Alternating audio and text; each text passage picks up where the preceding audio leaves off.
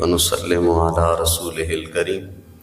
اما بعد فاعوذ بالله من الشيطان الرجيم بسم الله الرحمن الرحيم واعلموا انما اموالكم واولادكم فتنة وان الله عنده اجر عظيم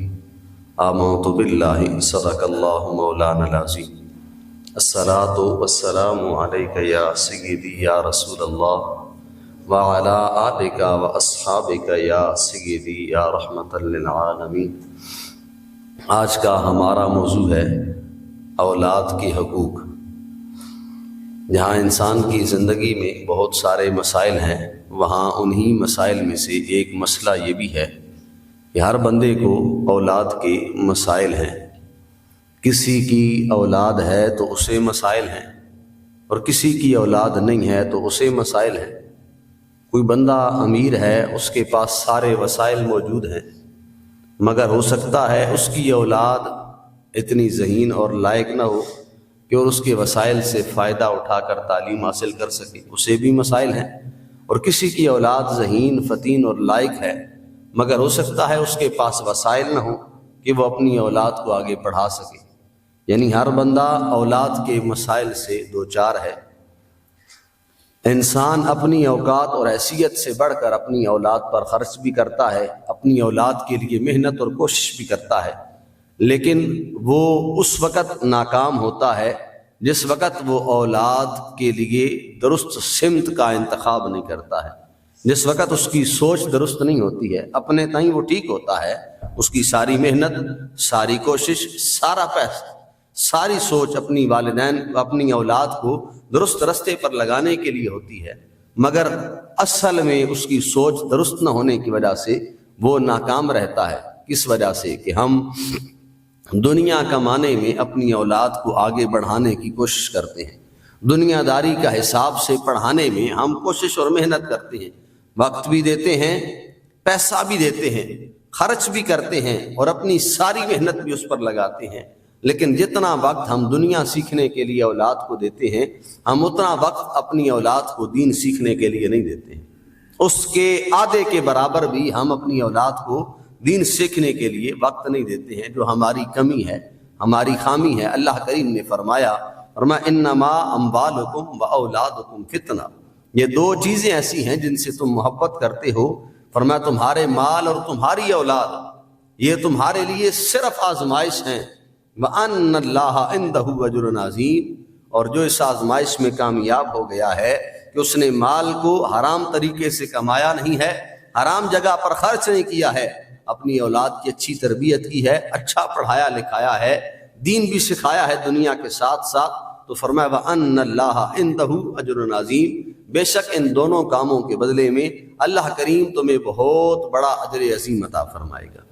ایک اور مقام پر فرمایا یا ایھا الذین آمنوا لا تلھکم اموالکم ولا اولادکم عن ذکر اللہ، کہ یہی دو چیزیں ہیں جو تمہیں رب کو بھلا دیتی ہیں۔ وہ جو تم پہلے آتے تھے مالک کو یاد کرنے، آج تمہاری اولاد ہو گئی ہے تو تمہارے پاس وقت نہیں رہا ہے، آج تمہارے پاس پیسہ آ گیا ہے تو تمہارے پاس ٹائم تھوڑا ہے، تمہاری مصروفیت زیادہ ہو گئی ہے، تو فرمایا اے ایمان والو خیال کرنا، کہیں ایسا نہ ہو کہ تمہارے مال اور تمہاری اولادیں تمہیں ہلاک کر دیں۔ کس وجہ سے؟ عن ذکر اللہ، کہ تم اللہ کو یاد کرنا ہی چھوڑ دو۔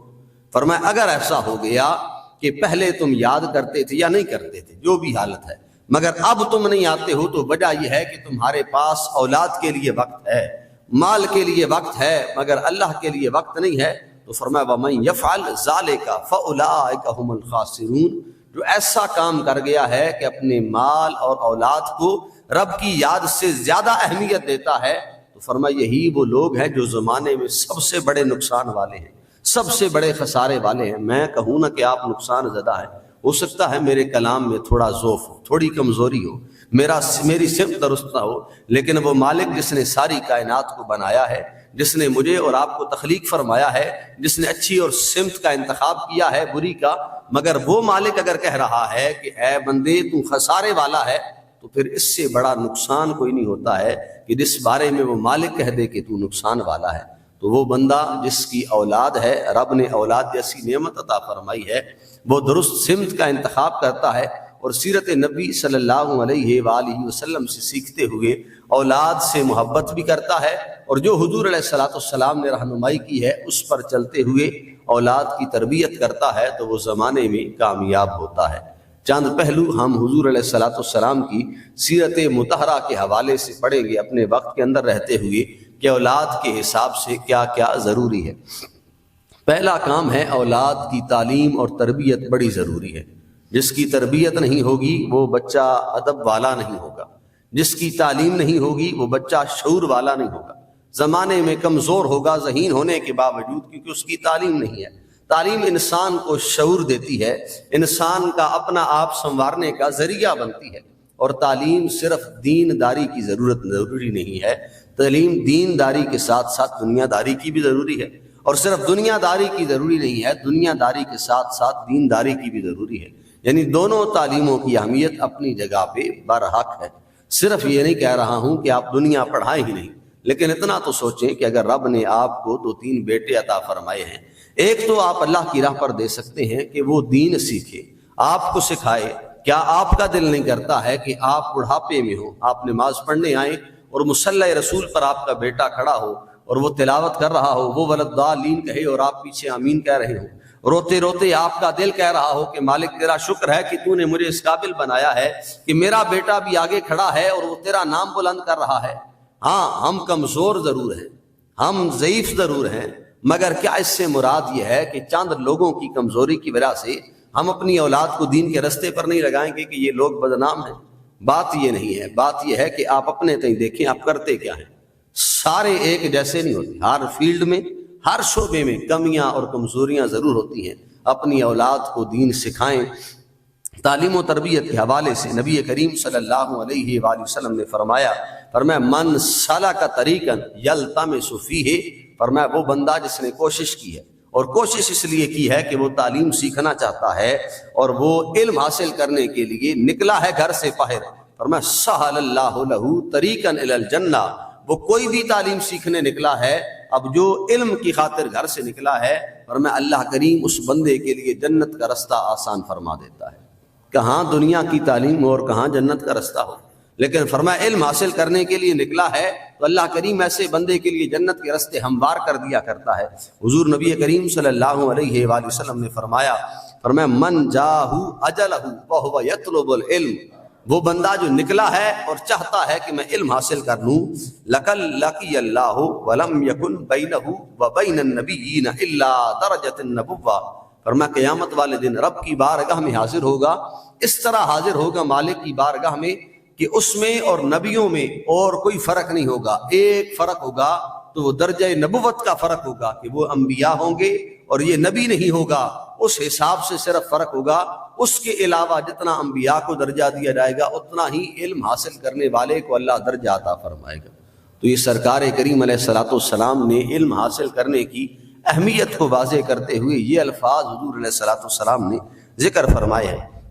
جہاں یہ ضروری ہے کہ اپنی اولاد کو تعلیم دیں، وہاں یہ بھی ضروری ہے کہ اولاد کو سکھائیں رب کو یاد کیسے کرنا ہے۔ بچہ چھوٹا ہوتا ہے تو ہم میں سے ہر کسی کی خواہش ہوتی ہے کہ وہ کلمہ یاد کر لے، وہ لا الہ پڑھے، لیکن وہی بچہ جب نماز پڑھنے کے قابل ہوتا ہے تو ہم اسے پکڑ کر نماز پڑھنے نہیں لاتے ہیں۔ وہی بچہ جب آپ چھوٹے ہوتے آپ کی خواہش تھی کہ یہ اللہ کا نام لے، جب وہ عبادت کے قابل ہوا ہے تو آپ اسے پکڑ کر کیوں نہیں لاتے ہیں؟ کیوں نہیں اسے جھکاتے ہیں رب کی بارگاہ میں؟ سارے دنیا کے کام بڑا ہو جائے تو پھر بھی ہم اسے غصہ کر لیتے ہیں، لڑائی جھگڑا کر لیتے ہیں، لیکن اگر کمزوری رکھتے ہیں تو صرف دین کے معاملے میں کہ یہ بڑا ہو گیا ہے، سنتا نہیں ہے، اس کی نیند کا ٹائم ہے، اس نے سکول جانا ہے، اس نے پھر سونا ہے، اس نے ٹیوشن جانا ہے، اس نے رات کو سونا ہے، اس نے صبح جلدی سکول جانا ہے۔ یعنی سارے نمازوں کے ٹائم ہم نے خراب کر دیے ہیں، ختم کر دی ہیں اپنی اولاد کے، کس لیے کہ اس نے دنیا داری حاصل کرنی ہے۔ حضور نبی کریم صلی اللہ علیہ وآلہ وسلم نے فرمایا علموا الصبیہ 70 مرۃ، فرمایا جب بیٹا 7 سال کا ہو جائے تو اسے نماز کے لیے کہو۔ 7 سال کے بیٹے تک تو ہمیں خیر فکر ہی نہیں ہوتی ہے، پتہ ہی نہیں ہوتا ہے، فرمایا 7 سال کا ہو جائے اسے نماز کے لیے کہو۔ وَاضْرِبُوهُ عَلَيْهَا ابْنَ 10، فرمایا اگر 10 سال کا ہو جائے نہ پڑھے تو سرکار نے فرمایا اسے مار کر نماز پڑھاؤ۔ یہاں مطلق الفاظ ہیں، وَاضْرِبُوهُ، اسے مارو، کسی اور کام کے لیے حضور نے کبھی نہیں حکم فرمایا ہے کہ اپنی اولاد کو مارو، لیکن ایک نماز ہے جس کے لیے حضور نے فرمایا اسے مارو اور مار کر اس سے نماز پڑھواؤ۔ وہ جو بچہ چھوٹا ہے اسے آپ عادی بنا رہے ہیں نماز کا، وہ بڑا ہوگا تو وہ خود بخود آئے گا، عادی جو آپ نے بنایا ہے۔ لیکن وہ جسے آپ نے کہا نہیں ہے، جس سے آپ نے مارا نہیں ہے، سارے زمانے کے لیے آپ نے اسے مارا ہے، دنیا کی تعلیم کے لیے مارا ہے، نہیں مارا ہے تو صرف مسجد میں آنے کے لیے نہیں مارا ہے، نہیں مارا ہے تو صرف قرآن پڑھنے کے لیے یا نماز پڑھنے کے لیے نہیں مارا ہے، تو وہ بڑا ہو کر اہمیت سمجھ لے گا کہ اہمیت اگر ہے تو دنیا داری کی ہی ہے، دین کی کوئی اہمیت نہیں ہے، کیونکہ آپ نے اسے سکھایا نہیں ہے۔ کمزوری والدین میں ہے کہ آپ بچوں کو اس طرف لگاتے نہیں ہیں۔ نبی کریم صلی اللہ علیہ وآلہ وسلم کی بارگاہ میں ام المؤمنین حضور علیہ الصلوۃ والسلام کی بیٹی مائی سیدہ فاطمہ الزہرا سلام اللہ علیہا آئیں۔ سرکار کیسے دین کو ترجیح دیتے تھے، آپ آئیں اور حضور علیہ الصلوۃ والسلام کی بارگاہ میں عرض کرنے لگیں، کہنے لگیں حضور بڑا مسئلہ ہے، کچھ بکریاں ہدیہ کی گئی ہیں، تو اگر آپ چاہیں تو میں ان میں سے کچھ بکریاں لے جاؤں، 5 بکریاں لے جاؤں۔ میرے کریم محبوب علیہ الصلوۃ والسلام نے فرمایا اے فاطمہ، اب حضور چاہتے تو ہدیے کی آئی تھی بکریاں، سرکار دے دیتے۔ فرمایا نہیں فاطمہ، کیا تو نہیں چاہتی ہے کہ میں تجھے 5 کلمات ایسے سکھاؤں جو 5 کلمات جبرائیل نے ہمیں بتائے ہیں اور وہ سکھا دیے ہیں؟ عرض کی، کہا حضور ضرور سکھائیں۔ سرکار نے فرمایا جاؤ یہ یاد کر لو، یا اول الاولین، یا آخر الآخرین، یا ذی القوۃ المتین، یا ارحم السالکین، یا ارحم الراحمین۔ یعنی اللہ کریم کی صفات بیان کرتی ہیں کہ اے میرے مالک تو سب سے پہلوں سے پہلا ہے، تو سب سے آخر میں آخر والا ہے، یا ذی القوۃ المتین، سب سے زیادہ قوی کوئی نہیں ہے، یا راحم المساکین، اے تو جو مسکینوں پر رحم کرتا ہے، ارحم الراحمین، وہ جو سب سے زیادہ رحم کرنے والا ہے۔ فرمایا یہ 5 کلمات سیکھ لو۔ آپ گھر آئیں تو حضرت علی اس انتظار میں بیٹھے تھے کہ آپ بکریاں لینے گئی ہیں۔ آپ واپس آئیں تو حضرت علی نے پوچھا بھائی بکریوں کا کیا جواب ملا ہے؟ تو آپ نے کہا اللہ کریم کے محبوب علیہ الصلوۃ والسلام نے مجھے یہ 5 کلمات سکھائے ہیں۔ اب مولا علی شیر خدا بھی حضور کی تربیت میں بڑے ہوئے تھے، اب اسی تربیت کا یہ فائدہ تھا، اسی تربیت کا یہ نتیجہ تھا کہ حضرت علی جو بیٹھے بکریوں کے انتظار میں تھے، مگر ملے تو یہ 5 کلمات ملے، تو حضرت علی کے الفاظ سنے۔ حضرت علی المرتضیٰ نے کہا اے فاطمہ مبارک ہو تجھے، تو نے 2 چیز چنی تھی، اللہ کریم کے محبوب علیہ الصلوۃ والسلام نے دنیا کے معاملے میں اللہ کے محبوب نے تمہیں آخرت عطا فرما دی ہے، یعنی آخرت کا ہی اصل معاملہ ہے، آخر جانا تو قبر میں ہی ہے، مرنا ہی ہے آخر کار۔ ایک بڑا مسئلہ اولاد کے لیے ایک بڑا مسئلہ ہے جو شادیوں کا مسئلہ ہے۔ بچہ اور بچی جب بالغ ہو جائیں تو بڑا مسئلہ ہوتا ہے شادی کا۔ کبھی ایسا ہوتا ہے کہ کوئی مناسب رشتہ نہیں مل رہا ہے، مسئلہ ہے یہ بھی۔ کبھی ایسا ہوتا ہے کہ رشتہ تو مل رہا ہے مگر وسائل نہیں ہے، مادی وسائل کی کمی ہے جس وجہ سے ہم رشتہ نہیں کر پا رہے ہیں۔ زمانے کو منہ بھی دکھانا ہے۔ ان ساری باتوں کو میں بار بار اس بات کا ذکر اس لیے کرتا ہوں کہ ہم اس بات سے دوچار ہیں۔ پہلے زمانے میں یہ کام بہت تھوڑا تھا، مگر ہم دیکھا دیکھی میں اس حد تک آگے بڑھ گئے ہیں کہ جب تک ہمارے پاس اتنے لاکھ نہیں ہوتے ہیں تو پھر ہم اپنے بیٹے اور بیٹی کی شادی نہیں کرتے ہیں، کیونکہ زمانے کو کیا منہ دکھائیں گے، لوگ کہیں گے آپ نے ہمیں کھانا ہی نہیں کھلایا ہے۔ ان باتوں کی کوئی حیثیت نہیں رہتی ہے۔ میں اور آپ کھانا کھانے جائیں گے نا تو پھر بھی نقص نکال کے آ جائیں گے کہ یہ بھی کمی تھی، یہ بھی کمی تھی۔ ان باتوں کی کوئی اہمیت نہیں ہے۔ اصل جو کام ہے، اصل کام ہے کہ اپنی اولاد کو حلال کی طرف رغبت دلائیں، حلال کی طرف اسے پہنچائیں، اور حلال وہی ہے جو آپ رشتہ کر کے نکاح کر کے اسے اس کے گھر رخصت کرتے ہیں یا لے کر آتے ہیں کسی کو۔ اللہ کریم نے فرمایا وَمِنْ آيَاتِهِ أَنْ خَلَقَ لَكُم مِّنْ أَنفُسِكُمْ أَزْوَاجًا لِتَسْكُنُوا إِلَيْهَا وَجَعَلَ بَيْنَكُم مَّوَدَّةً وَرَحْمَةً۔ فرمایا ہماری نشانیوں میں سے ایک نشانی ہے، اور وہ کیا نشانی ہے؟ فرمایا ہم نے تمہیں پیدا کیا ہے اور ہم نے تمہارے لیے تمہاری بیویوں کو بنایا ہے۔ کیوں؟ کیونکہ لتسکنوا الیہا، ہم چاہتے ہیں کہ تم اپنی بیویوں سے سکون حاصل کرو۔ وجعل بینکم مودۃ ورحمہ، اور فرمایا ہم رشتے کے ذریعے، اس نکاح کے ذریعے، دونوں کے ملاپ کے ذریعے تم دونوں میں محبت اور مودت پیدا کرنا چاہتے ہیں۔ تو ایک یہ ذریعہ کہ اللہ کریم نے حلال کی طرف رغبت دلائی ہے تو اپنی اولاد کو حلال کی طرف لائیں۔ نبی کریم صلی اللہ علیہ وآلہ وسلم نے فرمایا یا معشر الشباب من استطاع منکم الباءۃ فلیتزوج، فرمایا اے نوجوانوں اگر تم بالغ ہو جاؤ، استطاعت رکھتے ہو تو شادی کرنے میں جلدی کرو، کیونکہ فلیتزوج فانہ اغض للبصر واحسن للفرج، جب بندہ نکاح کر لیتا ہے آنکھوں کی برائی سے بھی محفوظ رہتا ہے، اس کا دل بھی برائی سے محفوظ رہتا ہے، اس کی شرمگاہ بھی برائی سے بچی رہتی ہے۔ وَمَن لَّمْ يَسْتَطِعْ فَعَلَيْهِ بِالصَّوْمِ، فرمایا جو استطاعت نہ رکھتا ہو شادی کرنے کی، اس کے لیے ضروری ہے کہ وہ روزے رکھے۔ فَإِنَّهُ لَهُ وِجَاءٌ، اب یہ روزے رکھنا بھی انسان کی شہوت میں کمی پیدا کرتا ہے۔ حضور نبی کریم صلی اللہ علیہ وآلہ وسلم نے فرمایا، صحابہ کرام حضور کی بارگاہ میں حاضر ہوئے، چند لوگوں نے کہا ہم عہد کرتے ہیں کہ شادی کے بعد وقت نہیں رہتا ہے، دین کے لیے وقت نہیں دے سکتے ہیں، نماز کے لیے نہیں دے سکتے ہیں، بیوی کے مسائل، بچوں کے مسائل، کمانے کے مسائل،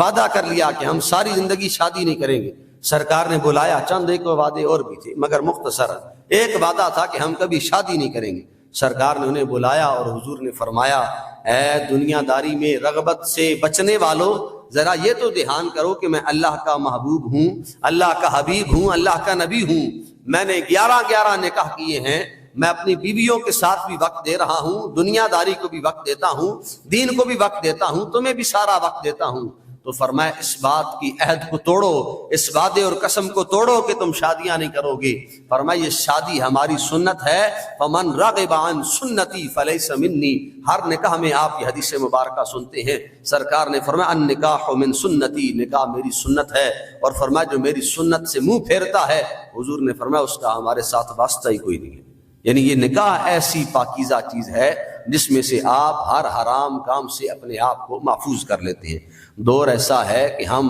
جہاں ہر چیز کو برا سمجھتے ہیں وہاں ایک چیز یہ بھی ہے، سارے بیٹے بیٹیوں والے بیٹھے ہیں، کسی کو کہنا یا کسی کو نام لے کر بتانا یا اس بات کا قطعاً مقصد نہیں ہے، صرف ترغیب دلانا مقصود ہے۔ کبھی ایسا ہوتا ہے کہ ہمارا بیٹا کسی کو پسند کرتا ہے، کبھی ایسا بھی ہوتا ہے کہ ہم بیٹیوں والے ہیں، بیٹی کسی کو پسند کر لیتی ہے۔ یہ دونوں باتیں شریعت مطہرہ میں اگر حرام کام سے بچتے ہوئے ہوں، نکاح کے لیے ہوں، تو ان میں کوئی کباہت نہیں ہے۔ اگر ہو اس لیے کہ رشتہ ازدواج منتخب کرنے کے لیے ہو، حلال نکاح کے لیے یہ چیز ہو کہ ایک دوسرے کو پسند کر لیا ہے، باپ کو بتاتے ہیں، گھر والوں کو بتاتے ہیں، تو چاہیے یہ کہ آپ ان کا نکاح کر دیں۔ حضور نبی کریم صلی اللہ علیہ وآلہ وسلم نے اس وقت فرمایا تھا، فرمایا لوگوں یاد رکھو، اگر تمہارے پاس کوئی رشتہ آتا ہے، کوئی لے کر آتا ہے رشتہ اور کہتا ہے مجھے تمہاری بیٹی پسند ہے، سرکار نے فرمایا اس میں 2 چیزوں کا انتخاب کرو، اور وہ 2 چیزیں کیا ہیں؟ حضور نے فرمایا اس میں دیکھو کہ کیا وہ دیندار ہے یا نہیں، کیا تمہیں اس کا اخلاق پسند ہے یا نہیں۔ پیسہ نہیں حضور نے ذکر فرمایا، یہ نہیں فرمایا کہ دیکھو کہ اس کا عہدہ کتنا بڑا ہے، وہ مال کتنا کماتا ہے، فرمایا دیکھو کہ وہ دیندار ہے یا نہیں۔ دوسرا دیکھو کہ اس کا اخلاق کیسا ہے، فرمایا اگر یہ 2 چیزیں اس میں پائی جائیں کہ وہ دیندار بھی ہو، اس کا اخلاق بھی اچھا ہو، تو فرمایا اس کا رشتہ قبول کر لو، دے دو اپنی بیٹی کا رشتہ اسے، اس کے ساتھ نکاح کر لو۔ حضور کی بارگاہ میں اگر سوال کریں کہ اللہ کے محبوب اگر میں نہ دوں، یہ 2 چیزیں اس میں موجود ہوں پھر بھی میں نہ دوں، تو حضور نبی کریم صلی اللہ علیہ وآلہ وسلم نے فرمایا الا تفعلوه تکن فتنۃ فی الارض، فرمایا اگر تم ایسا نہیں کرو گے تو پھر زمین کے اندر فتنہ پھیلنے کا خدشہ مجھے نظر آ رہا ہے۔ یعنی وہی بیٹی جو آپ جسے پال پوس کر آپ نے بڑا کیا ہے، اگر وہ اسے پسند کرتی ہے تو چہ جائے کہ وہ آپ کے لیے بے عزتی کا باعث بنے، چہ جائے کہ وہ جسے پسند کرتی ہے آپ نہ اسے رشتہ دیں اور وہ اس کے ساتھ بھاگ جائے۔ ترغیب نہیں ہے اس بات کی کہ یہ جائز ہے، جائز یہ عمل ہے کہ اگر محبت کرتے ہیں ایک دوسرے سے تو شریعت اس بات کی اجازت دیتی ہے۔ حضور علیہ السلام نے خود فرمایا کہ نکاح کرنے سے پہلے ایک دوسرے سے ایک بار مل لو، دیکھ لو کہ کیا تم ایک دوسرے کے ساتھ چل سکتے ہو یا نہیں۔ ہم چند باتیں جن کو ہم نے سنا نہیں ہوتا ہے ہم معیوب سمجھتے ہیں، جن کے بارے میں ہمیں علم نہیں ہوتا ہے ہم سمجھتے ہیں یہ غیر یعنی بات ہے، باقی سارے حرام کام ہم کر لیں اس میں ہمیں نہیں کباہت نظر آتی ہے، لیکن وہ جو حلال کی طرف رغبت والا کام ہے اس میں ہمیں کمی اور کمزوری نظر آتی ہے، اس میں ہمیں پھر طرح طرح کی باتیں نظر آتی ہیں۔ خدا را اگر آپ کی اولاد بالغ ہے، 18-20 سال سے اوپر ہے، تو پھر اس بات کی طرف توجہ کریں، اپنے بچے کو گناہوں سے بچائیں، اپنی بچی کو بچائیں۔ آخری حدیث مبارکہ سرکار کریم علیہ السلام نے فرمایا اذا بلغ فلیتزوجہ، کہ جب تمہارے اولاد بالغ ہو جائے، بیٹے کا ذکر ہے پہلے، فرمایا اگر بیٹا بالغ ہو جائے تو اس کا نکاح کر دو۔ وَإِن بَلَغَ وَلَمْ يُزَوَّجْهُ، فرمایا اگر وہ بالغ ہو گیا تم نے اس کا نکاح نہ کیا، فَأَصَابَ إِثْمًا، وہ کوئی گناہ کر بیٹھا ہے۔ انسان ہے، آپ اس عمر سے گزر کے آئے ہیں، ہر بندے میں خواہش ضرور ہوتی ہے، نفس ہے، اللہ کریم نے رکھی ہے ہر بندے میں خواہش، جس طرح مرد میں ہے عورت میں بھی اسی طرح ہے۔ فرمایا اگر تم میں خواہش ہے اور بچہ بالغ ہو گیا ہے، تم نے اس کا نکاح نہیں کیا ہے، اس نے کوئی حرام کام کر لیا ہے، فَإِنَّمَا اسْمُهُ عَلَىٰ أَبِيهِ، سرکار نے فرمایا جس طرح اس نے حرام کام کیا ہے نا بالغ ہونے کے بعد، جس طرح اس بچے کو گناہ ملے گا اتنا ہی گناہ اس کے والد کو بھی ملے گا، اس کے باپ کو بھی ملے گا، کیونکہ اس نے اس کا نکاح نہیں کیا ہے۔ پھر حضور نے فرمایا فَأَصَابَتْ اسْمًا فَإِنَّمَا اسْمُهُ ذَلِكَ عَلَيْهِ، اگر تمہاری بیٹی ہے بالغ ہو گئی ہے اور تم نے اس کا نکاح نہیں کیا ہے، سرکار نے فرمایا اس نے کوئی حرام کام کیا ہے، وہ گنہگار ہے، ضرور گنہگار ہے، اس میں شک نہیں ہے کہ اس نے حرام کیا ہے، نہیں کرنا چاہیے کسی صورت بھی۔ فرمایا اگر اس نے کیا ہے وہ گنہگار ہے، اسے گناہ ملے گا، جتنا اسے ملے گا اتنا ہی گناہ اس کے والد کو بھی ملے گا، کہ وہ بالغ ہے، اس کے گھر میں پلی بڑی ہے، تو وہ اسے رخصت کیوں نہیں کرتا ہے اپنی بیٹیوں کو اگر بڑی ہیں، اپنے بیٹوں کو اگر بڑے ہو گئے ہیں، تو پھر انہیں اللہ کے حضور حاضر کرتے ہوئے، اس بات کا فیصلہ کرتے ہوئے، اگر ہم یہ سوچیں کہ ان کے پاس مال نہیں ہے، تو مالک نے فرمایا وَأَمِنْ عِبَادِكُمْ إِن يَكُونُوا فُقَرَاءَ يُغْنِهِمُ اللَّهُ مِنْ فَضْلِهِ، فرمایا رزق دینا تمہاری ذمہ داری نہیں ہے۔ اگر تم نے نکاح اس لیے نہیں کر رہے ہو تم کہ اس کے پاس مال نہیں ہے، اس کے پاس پیسے نہیں ہیں، تو فرمایا تم نکاح کر دو، تم نکاح کر دو، فرمایا یغنہم اللہ من فضلی، اللہ اسے اپنے فضل سے زمانے میں امیر کر دے گا۔ فرمایا رزق کی ذمہ داری تو ہماری ہے، ہم اسے رزق دینے والے ہیں، ہو سکتا ہے اس کا رزق رکا ہی اس لیے ہوا ہو کہ اس کا نکاح نہیں ہو رہا ہے، تم نکاح کرو، رزق کی ذمہ داری ہماری ہے، ہم اس کے لیے ذمہ داری پوری کریں گے۔ وآخر دعوانا ان الحمدللہ رب العالمین۔ اللهم صل على سيدنا ومولانا محمد وعلى آل سيدنا ومولانا محمد وبارك وسلم وصل عليه اللهم انت السلام ومنك السلام تبارك يا ذا الجلال والاكرام۔ الہ العالمین نماز فجر کو اپنی بارگاہ میں قبول فرما، مالک اولاد کی تعلیم و تربیت میں کوئی کمی کوتاہی ہے تو مالک ہمیں معاف فرما، جتنا ہم دنیا داری کی طرف دھیان دیتے ہیں اتنا ہی دین پڑھنے پڑھانے میں اپنی اولاد کا دھیان کرنے کی توفیق عطا فرما۔ یہی اولاد ہماری مغفرت کا سبب ہے، اسے ہمارے صدقے دین کے رستے پر چلا، اس کی نیکیوں کے بدلے میں ہم سب کی مغفرت اور بخشش فرما، ہماری ہمارے والدین کی مغفرت فرما۔ وصلی اللہ تعالی علی رسولہ خیر خلقہ محمد وعلی آلہ واصحابہ اجمعین۔